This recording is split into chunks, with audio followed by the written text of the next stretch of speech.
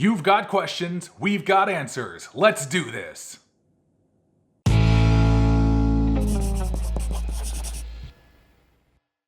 Welcome to Krocks in the Kitchen. I'm Jessica. And I am Brian. Why are you still doing the weird voice? I don't know, I felt like it. Why not?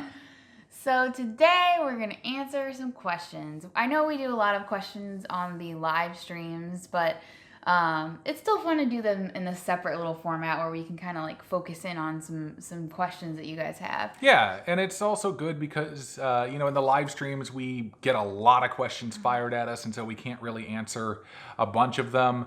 So this gives us a chance to kind of go back through and see different questions that people might have and really give them the time that they deserve. So earlier this evening, I put up a message on Instagram asking for questions. And so we're going to go through some of the ones that were asked on there. Yeah. So if you're not following us on Instagram, make sure you follow us. It's Krocks in the Kitchen. That's Krocks with a K. Yeah, if you really want to know kind of how we do things like, just what's going on in our lives, generally Instagram is the place to go. Jessica likes updating the stories and posting photos and stuff on there. So Instagram is definitely a great place to go if you want to actually see more of our lives. That being said, I am going to warn you that I put up this Instagram story thing asking for questions, and this is only like maybe 3 or 4 hours later. So if you asked your question after the first 3 or 4 hours, we'll get to your question in another Q&A, I promise. But let's get started, and I'll just start reading some of the questions. Go for it. All right. So, have you changed your mind on cheat foods while on vacation? So, I'm assuming this kind of reflects on, in the past we've said when we go on trips and vacations, we do, go outside our whole food plant-based diet sometimes, even like stuff that's not vegan. And so this person, I'm assuming, is asking if that's still the case or if we've changed our mind on that. So this answer has like kind of 2 different answers. Yeah. So for me, I definitely have leaned more heavily toward making my choices when I'm like traveling and stuff, being plant-based, vegan, whatever you want to call it. That's personally my kind of decision, and I just really don't have a desire to eat like a lot of the stuff that's not vegan, and so I just don't really see a need to. So I don't know what the future holds for me, but my plan currently is to try to stick to vegan, plant-based as much as possible, even when I'm on vacation.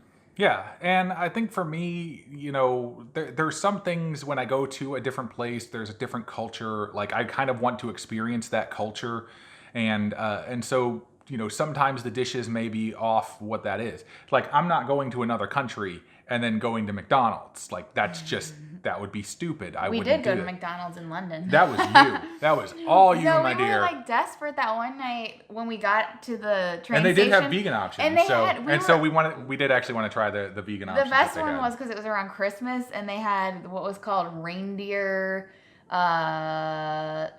snacks or reindeer food or something. And I was like, what is that? And then we realized it was just carrots. Like carrots. It was carrot sticks. That's all it was. But yeah, there are certain things that I will want to go and experience. It depends on wherever it is that we've actually gone. But like when we went to London though, and all this, like we ate a bunch of vegan food and a bunch of plant-based stuff just because like there was so much of it, and those types of things really give me inspiration for other recipes that I might try or try to recreate. Like when we went to the one Indian restaurant, a couple of those dishes were just mind-bogglingly good. And so I really want to try and recreate those without the oil and stuff that I know they use to cook them in. But still, it's one of those things where, and I love the way that Ray Cronise actually says it, that, rare and appropriate is people and places. And so that's why I try to restrict those types of off the whole food plant-based side, even if it's just vegan, I try to restrict that to people and places. Yeah, which is weird now because I was actually questioning that a few weeks ago. I was like, so what does rare and appropriate look like now? Because there are no people and there are no places right now while we're all like in this self-isolation. Yeah, doesn't exist here. So another question was, does planning and prepping help you stay on track? Yes. Yes. Next question. 100%. I am the planner, I am the prepper, and definitely, you guys know we love to use our calendar, although right now it says I have no clue what day it is anymore, and I've been writing funny messages on there because we're not using the calendar since we're at home and we don't really need to plan. Yeah. Our lives, when we are working, in our offices full-time at our separate jobs, we have to be planned. Yes. Right now, not as much because we can kind of like wing it for lunch and stuff like that. Well, and mind you, we are also still batch cooking things too. We're still batch cooking. We'll cook large pots of soup or chili or something like that, and then that's what we'll eat for the next few days. And prepping. The salad prep is just a key essential to us staying on track. Having those veggies, and if you guys haven't seen our salad prep video, that was like one of our first videos we did. You can go look at it and look how much different we look. But it was definitely one of those videos where, or that's definitely one of those things where it just, if we don't do that, we get completely off track. Yeah. So if we're scrambling for a meal, yeah, we're not doing what we should be doing. Yeah. Okay, what is your favorite treat food? Oh. Let me guess what yours is. Okay, so are we doing plant-based or not? Yeah, we'll do plant-based. Okay, yeah, so like plant-based. what we would normally eat in a day as a treat. Oh, like a normal treat? Well, mine's obviously going to be like my chocolate and ice cream shake in that case. But if I had to say my treat food, if you were like, you could have anything right now, that, you wanted to have as a treat, it would be... What? Breakfast? Is that what you're talking about? What? Why would I want breakfast? Oh, you! No, me! Oh, you! Peanut butter cups. Yes. I was going to say, how do you not know this answer? Oh, I thought you were asking me for a second. Now, for you, it would be any kind of breakfast foods. I know that. Yeah, but what do you... On an average daily basis, like a treat for me, honestly, that I don't do all that often, but I have been doing more often since we've been stuck in the apartment. Popcorn, actually. That's a big one for me because especially it's like, if we're done with everything, Jessica may be ready to go to bed or something like that, and I'm staying up afterwards, like especially now I'm like binge watching Star Trek: The Next Generation. Yes, I know I'm wearing a Star Wars t-shirt. It's perfectly fine. I can be a fan of both. But like I'll make a bowl of popcorn and go and sit on the couch and enjoy my popcorn, watch my Star Trek. So that's what you do after I go to bed. It's either that or play video games. Although if I'm playing video games, I'm not eating popcorn because I need both hands. And he did make a popcorn video. So if you want to see how he makes his popcorn and his favorite seasoning blend and how I need to make a new one of those. Uses his air popper. Yeah, you should do another seasoning. I should do another popcorn seasoning. I'll work on that one. Yes. So we'll link to that video if you want to watch that. Okay, here's another question. Yep. Have you done the thing where you don't eat fats and carbs at the same meal? Wait. Fats and carbs. What does that mean? No. Is that a thing? No, I didn't know that was a thing. It's like I haven't read that in any of the books. Carbs and fats at the same time. Yeah, no, we haven't done No, that. we haven't done that. I mean, most of the time we don't eat a lot of fat, because we restrict fat to like nuts and seeds and stuff like that. So most of our meals don't have that. But for like breakfast, I'll usually have like a piece of Ezekiel bread and the banana and some nut butter or something like that. So I'm definitely combining carbs and fat in that meal. Yeah, we definitely don't put a whole lot of thought into like that kind of stuff. Yeah. Like mixing different, like that's not how we think. We don't think about food in that way. And yeah, actually, we don't even really focus on the macronutrients at all. So you're gonna kill me. He said before we did this video, he's like, you're probably gonna find a way to incorporate the health span solution. I'm always talking about the health span solution. Hey, I brought him up first, so. But like if you read the health span solution, they kind of talk about that and like the carb, the different it's a whole thing. So just read the book. It's fine. Yep. Next. Do you like living in St. Louis? Yes. I didn't think I would like it as much as I did when I first moved in, after we got married. Well, he lived in Collinsville. He grew up in Collinsville, which is like 15 minutes from downtown St. Louis. I grew up, but it's a different place. Illinois is a different place. In Missouri, there's a lot of stuff that is just different, okay? Like, it's just different. We can all rally around the Blues and the Cardinals, but when it comes to it, like, Illinois people and Missouri people are just kind of different folks. But I'd always grown up in a small suburban town, that was all working class people. It was an old coal mining town. And then going from there to moving to a major city was very interesting, especially since we moved on to like the busiest street in St. Louis. Originally we were on like the busiest street. And then we moved to the other busiest street on St. Louis, and now we're not on a busy street, but it's still, it's good. But I really, really do enjoy living in St. Louis. I mean, we're just a walk away from several different parks. We could literally walk to every major stadium here in the St. Louis area, concert venues and stuff like. So I'm taking this as a question of just in general the St. Louis region, because I grew up in like Ballwin, and then we moved out a little bit further west, but I've been in the St. Louis County, St. Louis region for all my life, and I'm a Missouri girl. But when I read that question, I just see St. Louis as like a whole thing, not necessarily like living in the city, downtown like we do. But for me, I always wanted to move. So actually, when we met, I was like convinced I was moving to California. Yeah, and that was my thing. Definitely don't want to do that. Then I wanted to move to Nashville. Then I wanted to move to New York City. I still want to move to New York City, just for like a year of my life, just for a year. But anyway, he doesn't. So I always wanted to move when I was younger, and then I kind of came to realize as I got older that I actually really like St. Louis, and it's kind of a balance of like you get like some big city benefits, but it's like small enough that it's not like crazy traffic or like anything like that. So I feel like we're pretty lucky, and we're pretty central. We can do road trips to a lot of different places. Yeah, we're like 3 or 4 hours from a bunch of other major cities. That's fantastic. I mean, St. Louis has a huge amount going for it. The food scene has picked up in the last decade or so. I mean, not now. That we can eat any of it, no, but I mean, even then, there's still more vegan places. There's more healthy places. It's getting to be more. We're getting more of that stuff. Yeah. Like most of the museums are free that you can go to, and like the parks are just phenomenal. All that, just pay like. And none of us believe that the FBI statistics about us being a crime city are valid, because they're not, due to math reasons, but. That's a whole other story, and I don't want to go into that one. Next question. That was a long explanation for a short question. Okay. How do you handle the pressure that you need to have kids right now or at all? I don't really feel the pressure to have kids for the most part. And I've always said from the very beginning of our relationship that if we were going to have kids, it was Jessica's decision to do so.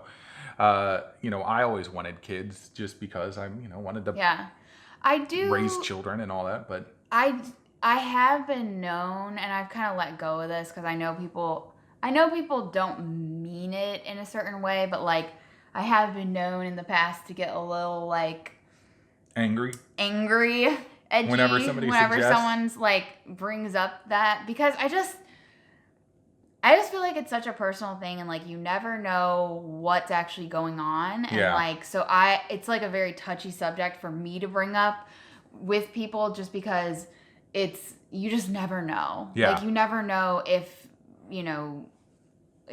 people have tried to have kids and couldn't, or like it's just something that I just hesitate to ever bring up, because I feel like it's, again, just such a personal thing. And so I do feel pressure when, people talk about it or whatever, but also at the same time, like all of our siblings have children and stuff. So we're not like feeling pressure from grandparents to have grandkids or any of that kind of stuff. They're all really cool with the way that we live our lives right now. And it's not even that I feel pressure. It's just that like, I think it's weird that it comes up, and that people, I don't know. I know why people ask about it, because they're excited. They're like, oh my God, we love you. We want you to have kids. Cause like, I get it. I get that. But like, it's just, anyway. But I've always said that Jessica would be an amazing mother. So I'd be a decent dad. I know that much. Okay. Someone said, stir fry, please make it taste like takeout. That's not really a question, but it's a very good suggestion. Honestly, Asian cooking is one thing that I've never really done. And so, I mean, I'd have to really get into it to figure that one out. But I'm not sure you could ever make it taste like there, not without just pouring on the MSG and all that kind of stuff. So, are you trying intermittent fasting or just no snacking? Thoughts on intermittent fasting? For me, it's mainly just about the no snacking between meals. Yeah. I have played around with like, trying to make it long. I've said this before, but like eating, since I'm doing 2 meals a day right now, like, eating at like 11:30 and then like 6:30 and trying to make the time in between a little bit longer. But generally like today I didn't eat till 1:30 and then I wasn't really hungry for dinner till like 7:30. So it generally all kind of balances. Like if I eat later, I'm not hungry till later, and then I don't know. So, but no, we really haven't done anything with that. Yeah, no. Yeah, no intermittent fasting. Actually, I don't even really care to call it intermittent fasting. Yeah. Like a window eating. Yeah. Something like that. I think because it's not really fasting to me. That's the thing that I find kind of funny about it. And I know that Ray and Juliana have talked about that as well. Yeah, it's in the house it's like basically it's like if it's shorter than 24 hours, it's not fasting. And I'm like I kind of agree with that statement. So if you're gonna fast, you might as well just make it for an entire day or however long you want to do it. Well, if you're medically supervised. But I'm also warning. I'm also fat guy who's a foodie, and so like that just sounds dumb to me. Yeah. Let's see. Okay. Have you considered going mostly organic? So I actually really like, not to like go back again to the health span solution. I always do. If you guys don't know about the health span solution, wow. Check out our, no, really watch our 2-part video. You guys, like, we got so much good feedback on our 2-part interview with Ray and Juliana, the authors of the Health Span Solution. And we'll link to that below. But it was so insightful to be able to interview them. And like Ray is someone who absolutely inspired our entire journey that we started on, back in the very beginning. And so to get to be able to pick his brain and then have Juliana, who I love, and like, I just can't. Okay. Anyway, I'm off my soapbox. Okay. What was the question? Oh, well, have you considered going mostly organic? I actually really like their stance on it because they talk about like, they'd rather people than when people get super focused on organic, and that becomes like a limitation because it's, maybe too expensive and people think they can't afford it or whatever. Like they don't want that to be the limitation. Like obviously if you have access and the means to purchase organic stuff, cool, great. But I don't ever want it to be like something that would hinder us or like someone else. Someone else. Yeah. And so I don't know. I mean, I personally don't really like, I know this may be an unpopular opinion, which is a segment on BBC Radio 1, Unpopular Opinions. This would be if I was on with Nick Grimshaw, this is what I would say. I would be like, I actually don't care about organic. No, it's not that I don't care about organic. We buy some stuff that's organic, but we don't deliberately set out to buy organic stuff. Yeah, if it's convenient and it's there and it makes sense, like I'll buy it, but like I don't know. Yeah, no, I'm in agreement. For the most part, from the stuff that I've seen, honestly, it being labeled organic doesn't really mean a whole lot because they can still sell organic stuff from other countries that have completely different varying degrees of what we would classify as organic. And it's a whole subject. And I know a lot of people go really, really, really deep into it, but it's just something that we don't focus on because, I mean, let's face it, we try to simplify everything that we do, make it more easy, more convenient.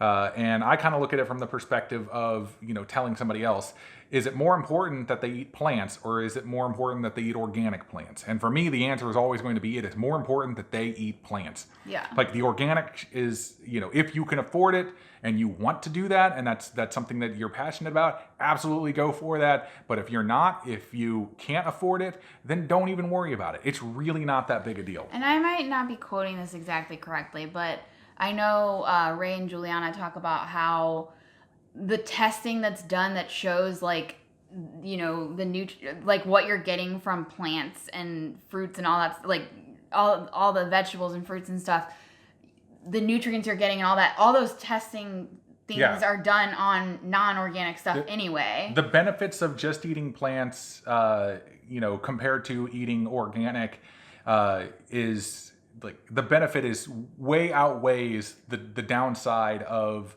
consuming low levels of like herbicide. Basically, that's really what it kind of boils down to. Is that it's better to eat plants even if it has a little bit of which, let's face it, you can always wash stuff. You can always get rid of things. I know there are certain ones that absorb more chemicals than others. You can avoid those. It's really not that big of a deal. Okay. We've spent a lot of time on that answer. Yep. All right, what do we got next? All right. Did you or do you use food to combat stress? If so, how do you calm yourself now? I do not use food to combat stress. I've always been a music person to combat my stress, or just doing something physical to clear my head or something along those lines. But I've never used food as like a crutch to deal with my stress, or anything like that. So I do. No. If I get stressed, I'm like, I just want to eat everything. So for me, instead of using food, music's definitely a big thing for me. I like just putting my headphones in, or like even just playing music and like doing something that is involving food, but it's good food. So I'll like do my veggie prep and that's a really big stress reliever for me, actually. Just like putting on some music and just spending a couple hours cutting vegetables. I know it sounds weird. Also, like eating a giant salad, because it's going to fill you up and you're going to get food, but you're still going to get to eat for a long period of time, because sometimes it takes us like a half hour to eat our giant salads. Yeah. And so that can help. Or going on walks for me, definitely, like especially taking the dogs out on walks. That always helps me with the stress. Let's see, I was thinking of one other thing. Yeah, but it is actually hard for me. I still do struggle. Like today I was really stressed out and I just wanted to eat everything. And I just have to go into that headspace of like, I can't do that. Like it's not, Yeah. It's not something that I can do. Yeah, but my biggest sort of head clearer is playing music and not just like listening to me. Video games clear my head, but they don't clear my stress. So they give me more stress. Playing music actually clears all that from my head. Okay, somebody said, a fun idea for a video: cook your least favorite childhood veggies and tell us how you would like them now. Well, I mean, I already like. I never liked tomatoes. I've still never liked cucumbers, and canned green beans. Canned green beans. I still think that even though that's more of a suggestion, not a question, but True. I think that would make a great video. That would be a funny video. We just got all the things, and even the things you think you still hate, just trying them on camera just to see your reactions, all that kind of like me too. We should totally do that. Basically, you want me to make a tomato cucumber salad and try it, and then be like, oh. I love that idea. Cooked tomatoes all day, every day. That's all I care about. My friend Lindsay said, "Can I pet the dogs?" Yeah. I mean, yeah, if you happen to see us, if we have the dogs outside or something like that, She has a really cute dog. Bowie. Yeah, it's if anybody ever happens to find us walking the dogs out in St. Louis, yes, you can pet the dogs. They will love it. Unless it's during coronavirus time, and then stay away from me and maintain your 6-foot distance. Yes, that'd probably be best too. Next. Okay, favorite things to do: restaurants, grocery stores in St. Louis. Well, let's break this down first. Okay, well, let's start with grocery stores. Yeah. So grocery stores, I don't think really matters for St. Louis, really centric, because my favorite grocery stores are Aldi, Trader Joe's, and Whole Foods. Yes. And so you can find those anywhere. Couple of St. Louis ones though are Dierberg's and Schnucks. Oh, I do love Dierberg's. Yes, so a St. Louis one would definitely be Dierberg's. I don't know how far out they reach, like regionally, but Dierberg's is kind of like has a lot of the like higher end, like kind of just weird things that you won't find at other grocery stores. It's like one step lower than Whole Foods as far as I'm concerned. But the cool thing about a Dierberg's though is that they actually have like a kitchen that people can go to and learn cooking classes and stuff like that. And we did one of those with like a plant-based group and stuff, and that was amazing. Yeah. I absolutely loved doing that. That was fantastic. Well, and then Schnucks, downtown we have a version of Schnucks called Culinaria. Yeah, and that's the closest store we have. We can walk to that, and that's nice to pick up just random stuff. But yeah. Okay, things to do and restaurants. So let's do restaurants next. So my favorite restaurant is probably going to be Frida's. Yeah, Frida's is good. We went there. We actually did a video we'll link to below where we ate at Frida's. They are one of the only places in St. Louis that you can legit find oil-free vegan options. Yes.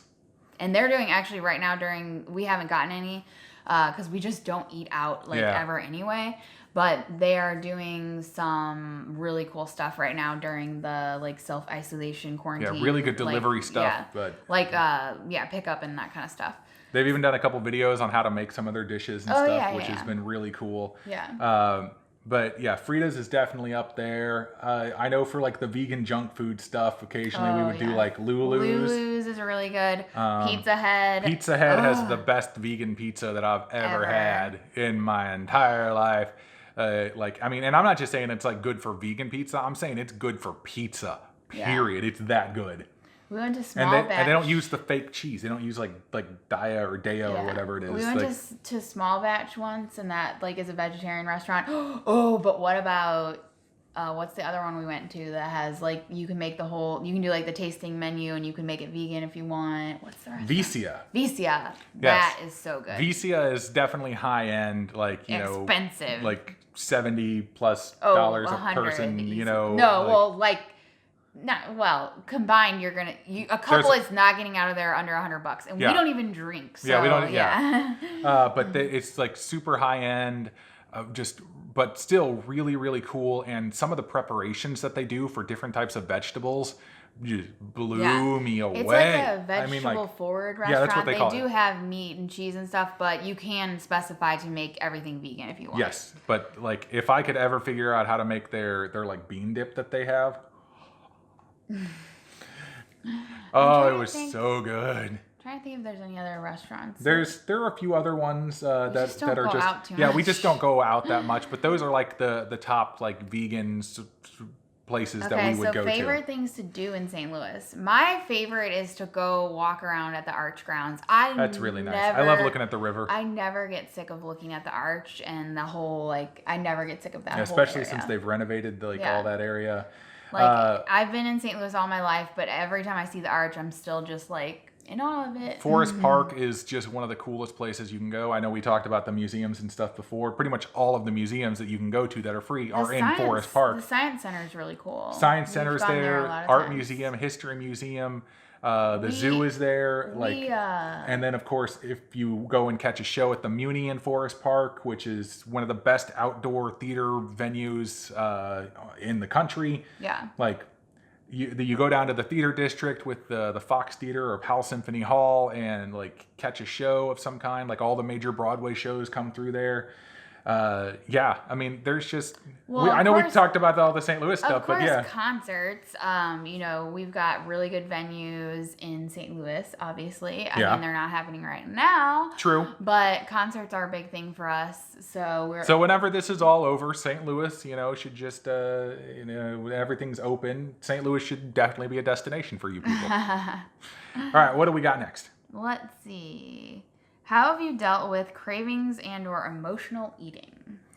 Well, I mean, I could definitely go into a very long explanation of this, but honestly, I think that's a whole other video because I think it is because I can dive deep on this one because there's a lot of psychological stuff that goes into it, and there's a lot of those types of things, but we still deal with cravings and that kind of stuff. So hopefully you guys will really like the video that we put together for that one. All right. What do we got? How much did you lose per week? As you get closer to your goal, is it harder to lose? I was generally doing when we we're really cruising along, about 3 to 4 pounds a week almost. Yeah, because you were probably 8 to 10 per month, 8 to 12 per month. And I was probably about 2 per week, maybe.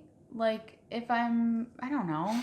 It's really hard to tell because it's we'd have to go back and look, and not to mention, there anytime we went on vacation, obviously we weren't losing. It so inflated it. I would say that I don't think it's gotten harder to lose as we've gotten closer to our goals.